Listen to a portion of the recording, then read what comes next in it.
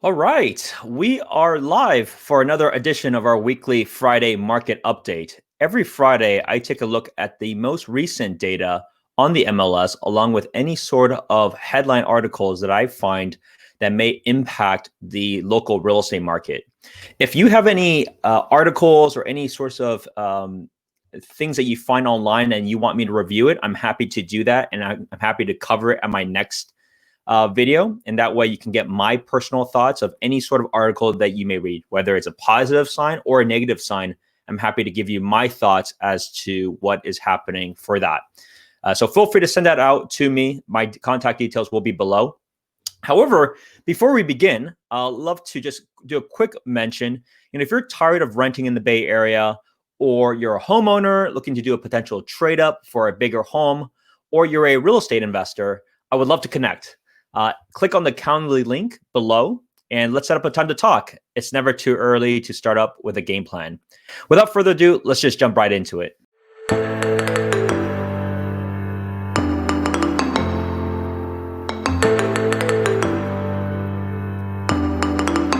So the very first thing that I want to cover this time is not related to real estate per se, and is not related to the lending side either. It's actually related to Trump's recent further restriction for foreign workers. And so this is not as material, at least right now, as one may think, mainly because the people that are here are not being exported out. However, it does impact those that their visa status is about to expire this year. So it is material, and it also does create doubt and concern when it comes to those that are getting close to that renewal, especially if they want to make a long-term investment like buying properties. So many of my clients, they are visa holders, and so they decided to wait. And so you have actually a good amount of buyers. Even though buyer demand is at record levels, you still have a big portion of high income earners here that are just going to wait until that status or that side hopefully changes. So this definitely does impact at least the mindset of existing visa or immigrants here in the Bay Area. But it's also a bigger concern moving forward is just the recruiting and having very talented and smart individuals from all around the world to come to America. So like H-1B, I believe it's also the L status. Those are very talented individuals that come from all over the world to make a great living, not just here in the Bay Area, but it could be in Seattle, it could be in New York, it could be several places in Texas.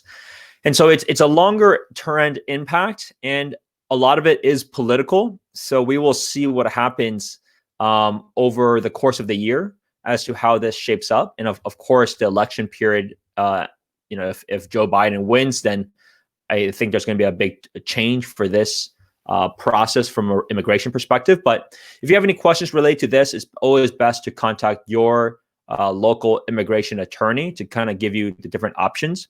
But for the most parts, if you have a visa, do not leave the U.S. You're probably not going to leave the U.S. now, anyways, given the environment. And funny enough, most countries will probably not want you over, given our COVID situation. But nevertheless, it's best to be safe, to stay within the States. But if you are overseas, just be aware if you're planning to come back. Unfortunately, it may be delayed for this reason. So I suspect there'll be some impacts longer term. But this is also a potential catalyst. Like, as I mentioned, the home buying demand is at record highs, but there's still a big portion that are potential home buyers that are not in the market because of their immigration status. They have plenty of good income. They also have plenty of reserves. It's just their status is unknown, so they're not willing to make a long-term investment. So it is an interesting catalyst. So I look at it on both sides. On one end, it is not good. There's so many immigrants, and immigrants, have a wonderful work ethic and bring in, their cultures over. So there's that one side that, as this goes on, is not good. On the other end, if this does change, there's a huge, not maybe a huge, but there's a large amount of potential new home buyers that would now enter in the market if they had that peace of mind when it comes to their immigration status. So something interesting, and this happened just recently as of Monday. Okay, let's go on to the next one. So mortgage rates remain at all-time lows. So nothing special has changed here. I suspect we're going to probably hover around this level. I mean, we may continue to see some declines.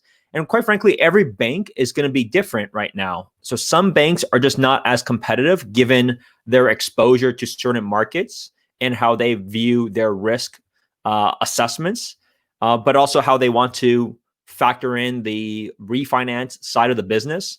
So some banks are going to be more competitive than others. So this is somewhat of an average amount. I've seen some rates lower. I've seen some rates higher.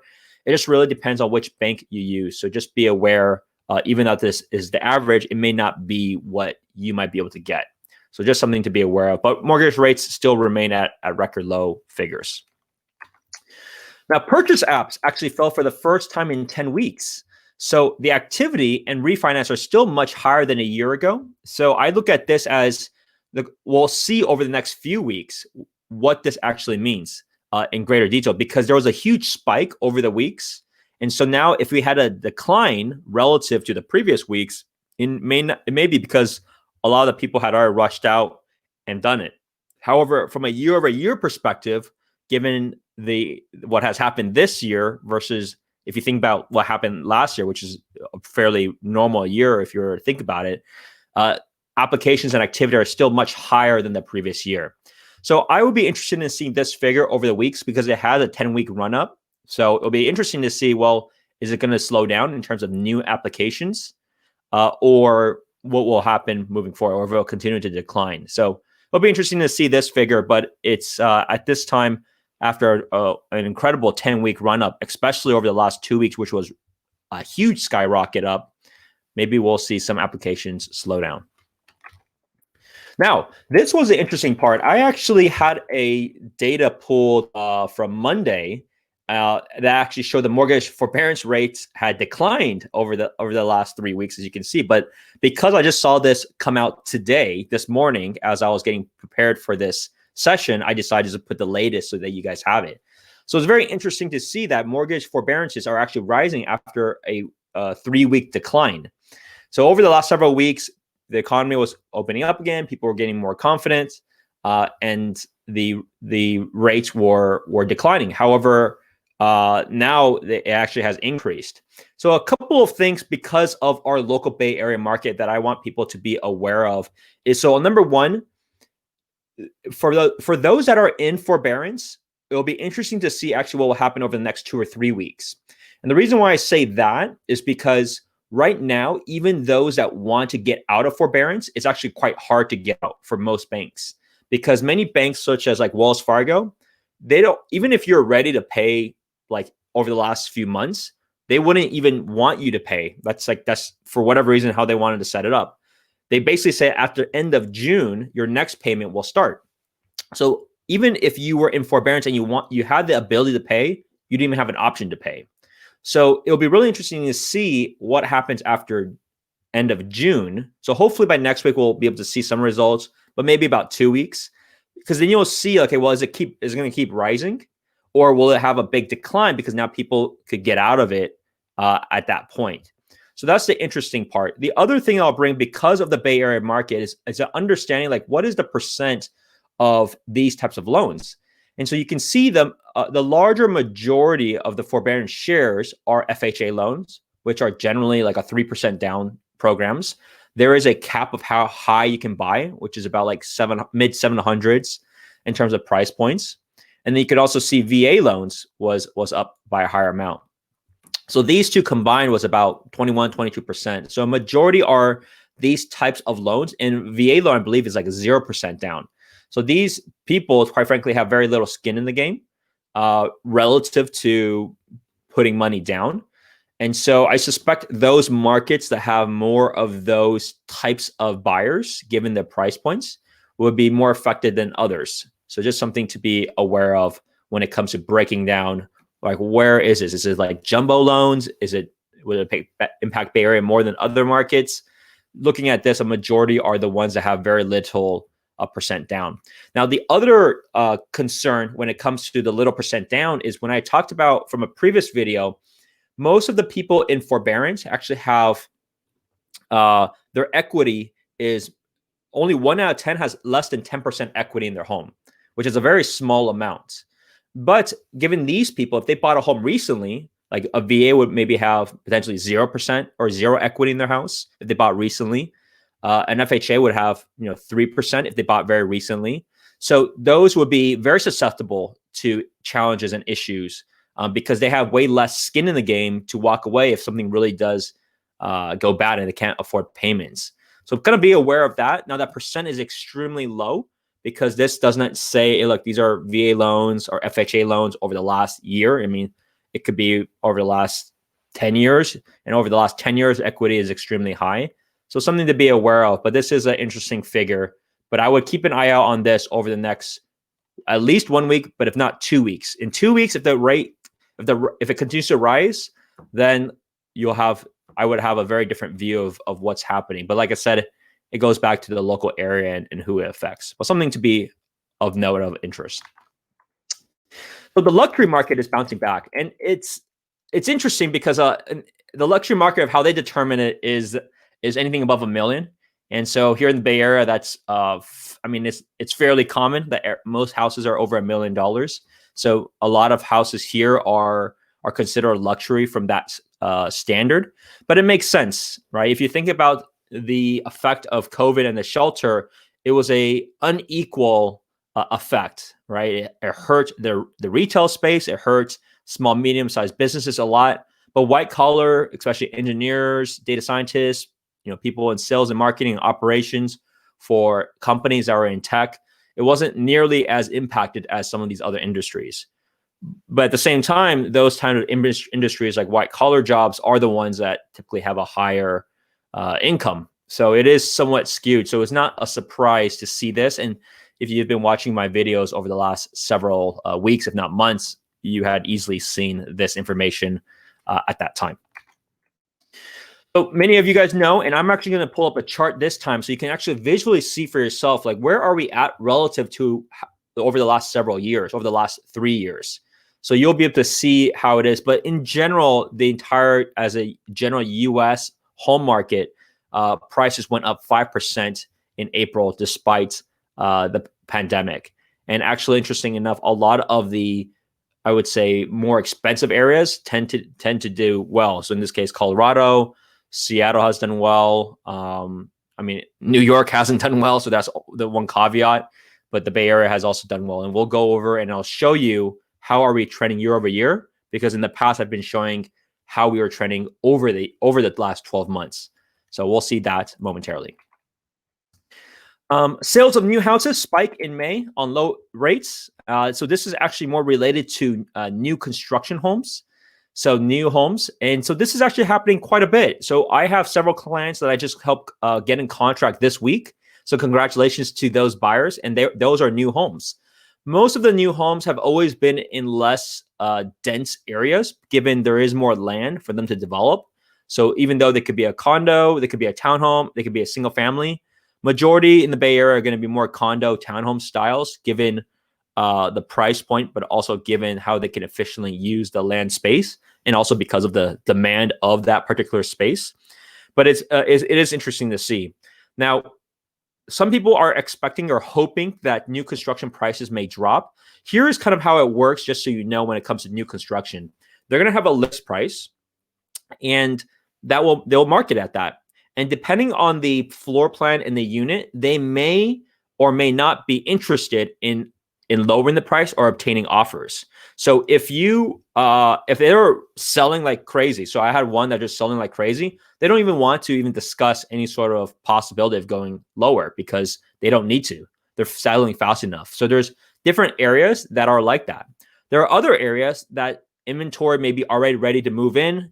They may have had it for a while. It may be a bigger builder, so sometimes they may have other areas that may be affected. So they're it's an overall portfolio. So for those, they may have a list price, but then you can work with myself as a realtor, and my goal is to try to get that as low as possible and negotiate for you. So I had one recently. It was a new construction, and I was actually surprised of how low we were able to get it, but we were able to get it way lower than I would have actually personally thought, right? So some will have that opportunity. And then, so it's called, they're basically they're basically willing to accept offers. That's what that means, even though that price is still publicly at a number. After those two levels, if they're not getting offers and the inventory is still sitting, then that's when they would reduce price, because that's a new baseline. That's the new baseline to either sell it at or to then maybe even negotiate lower of. So as you can see from the levels, they will take that third level at the very last stage if they really can't move inventory. And so that's how it works. And then it keeps going down like that, or unless the market goes up, then they may be able to even rise it. But it's not likely too many times that they're rising it. The only times they would rise it if it's in different phases. So for example, one of the ones we just bought in Sohey, which is in Hayward, and a lot of areas are like this. So in Nuevos, like this as well in Santa Clara, they have many phases, and some of them are like 4 or 5 year projects. So it's a little bit different for those because the future phases actually will be more expensive, and they're more expensive for different reasons. It could be a combination of they saw how fast demand was, so they know what they can raise the price on one. Number two, because of the people that are moving in early, they are like, in a sense, kind of the early. I mean, they got in early, so there's some infrastructure that's not set up yet. A lot of the longer term plays of these are like commercial space, retail space.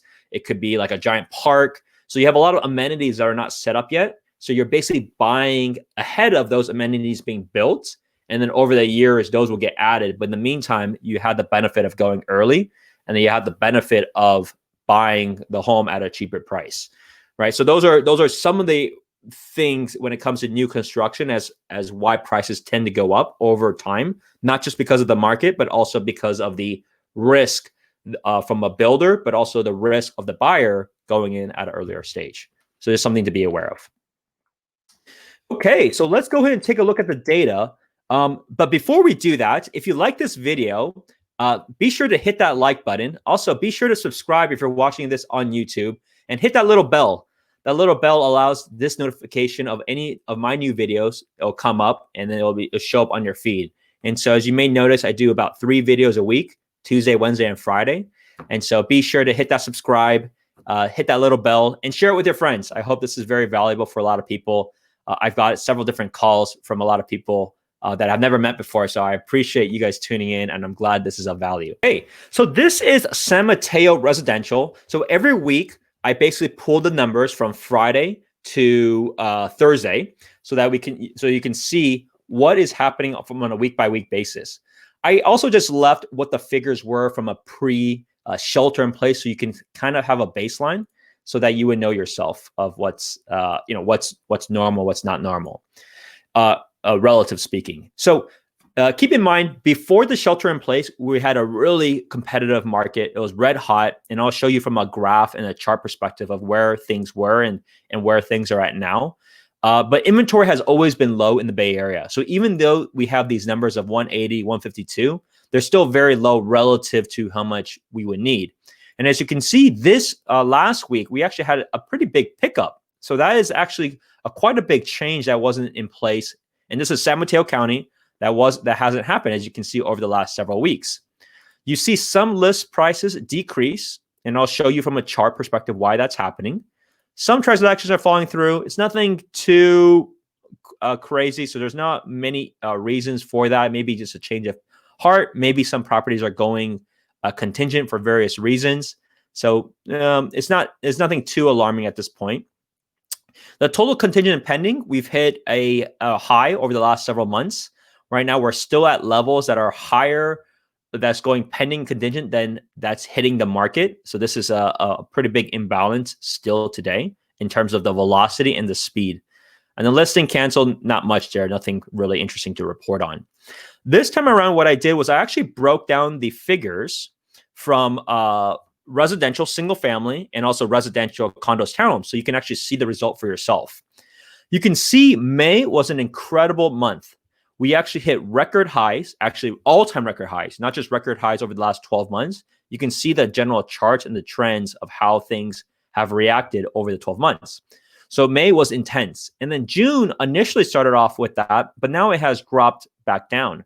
So there is, it could be now we're actually experiencing more of a seasonality, maybe the thing that's happening, we're also just seeing some prices that are dropping from their all-time highs in May. So it will be interesting to see what happens over the summer months, because I personally, because I make offers every week, I see some houses that are selling for way more than they should, and that will be reflected likely in the July figures, given it takes about 30 days to close. So I've seen some of those that are just like, it just was way higher than I thought.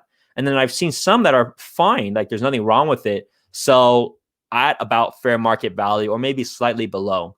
But as you can see from a relative perspective over the 12 months, we're still at, this is the second highest of the 12 months, but it is lower than May. So for those that are, those that are buying, you have a little bit more relief than before, because May was just crazy and intense, especially given just how much it has increased. And you can also see, if you're a seller, it's hard to argue a better time to sell, right? Inventory is still low. It's still best to sell right now if your time horizon, if you're thinking about selling within the next 6 months, it's hard to argue a better time than right now. Now, condos and townhomes, interesting enough, May was not a record period for them. They actually had a stronger period in the past, but we're still continuing to see increases, right? So the trends are a little bit different, as you can see through this chart, between single family in San Mateo County versus condos and townhomes. Now, what I did as well is I extracted the data as to what prices sold for over the last 3 years, because I get the question, or I wanted to also share, hey, look, well, that's great that we're at all-time record highs in the last 12 months, but what does that mean relative to year over year? And here is a chart of single-family condos, townhomes, all mixed together in San Mateo County. You can see at this time, we are at record highs. So whatever you may have thought of, okay, well, 2018 was the highest and my value of the house is not as high as 2018. It really depends on the property, but you can see on average, it is higher than we are at. So we are at all-time record highs. So something just to be aware of when it comes to looking at this. So that is San Mateo County. Let's take a look at Santa Clara County. The numbers are a little bit different. You can see Santa Clara County, the new listings have been rising, which is great for buyers. It gives them more options. You can see it's still lower than what it was pre-shelter.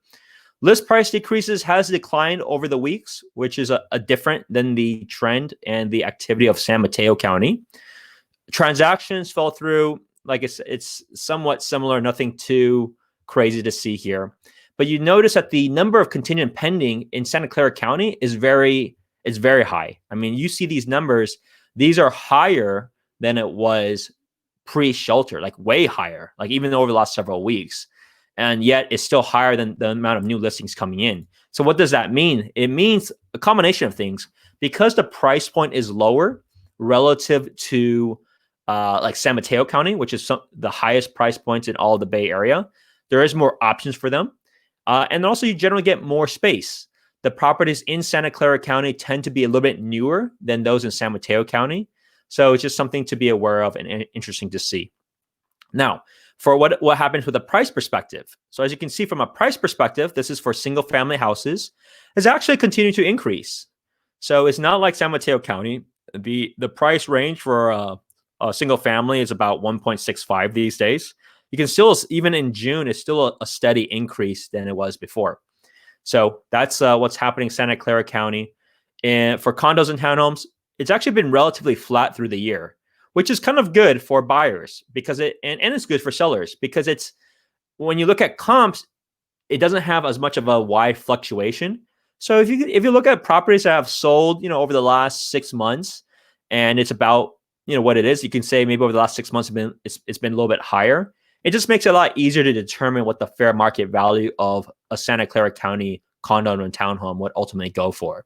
And as you can see, the average is a little under $900,000 for a condo and townhome in Santa Clara County. Now, the charts and the trends are a little bit different.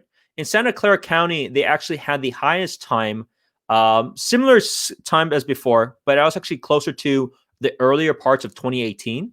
But now we're pretty much close to that level, if not at that level right now. So back to like the same as San Mateo County, we're either in this case approaching all-time highs or we're very close to it. So just something to be aware of. And there has been dips throughout. So for those that have thought, hey, look, the market just keeps going up and up and up indefinitely, you had many times to buy in different dips. And so, if you were to shoot yourself in the foot there, then it's your call. But it's just something to be aware of, that there had been dips, but now we're approaching all-time highs again. If not, we've already surpassed that. So that's Santa Clara County in a nutshell. And then last but not least, let's look at San Francisco properties. So San Francisco, interesting enough, week over week, this is almost concludes the all of June now. The median price for single-family houses are actually at very high levels. At the very least for the last 12 months, they're at $1.89 million for single family. You can see the volume of transactions has slowed down tremendously versus what it was last year. But you can see it's a big increase over what it was last year. So something to be aware of. Now, from over the last several months, it's actually about on track, if not a little bit lower than the previous months. Condos, similar thing. It's a little bit better than what it was over the last month, and certainly getting close to what it was in April, but it's significantly lower than it was every month before. But you can see the price-wise is still actually higher than it was a year ago. So something to be aware of. It's important to understand.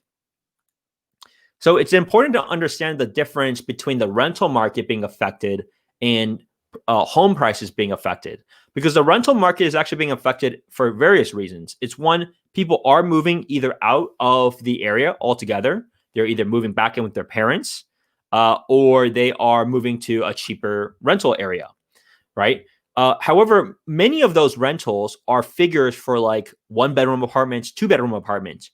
And think about those are apartment complexes. So those are owned by large entities, which is very different than, let's say you are renting a condo, which has, let's say 1, 2, 3 bedrooms, or if you're renting a single family house. Many of my clients that are renting single family houses are doing very well still. It's actually really easy to rent those out because a lot of people have decided to move or use that same budget for an apartment into a bigger home. The other aspect is the numbers are not as good because they're also leveraging these record low rates. So at the same time, they are buying instead because they're asking themselves, why spend $3,300 a month in a 1-bedroom place in San Francisco or $4,500 a month for a 2-bedroom when you can literally buy a house for $800 to $1 million with that same exact monthly expense. So there is that aspect that has affected the rental market altogether. So it's not all because of people leaving, is they're actually even becoming buyers. So that's something to be aware of when we're looking at the San Francisco figures and the data when it comes to that. The thing that I'll add here is I also did extract the single family, just the days on market, how fast properties are selling. You can see single family has been selling still pretty quickly, as in their days on market. So it's on the market for less than 30 days. 72% is still selling, and they're selling for about 5% over list price. So things are still moving fairly quickly for single families. But as I had discussed, and I'll bring up again, for condos and townhomes, mostly condos in San Francisco, that it is a lot slower, right? And it goes by the volume, but also goes by there's the number of listings. So you can see still a good 56% that's selling within under 30 days. And they're selling for about 1 or 2% above the list price. But it's a lot slower, as you can see, relative to single family. So that's been the market for San Francisco for a while. In terms of their condos, they're still selling. The prices seem to actually be higher than before, but there is more options to choose from. But there is less of a willingness for people to go that much lower.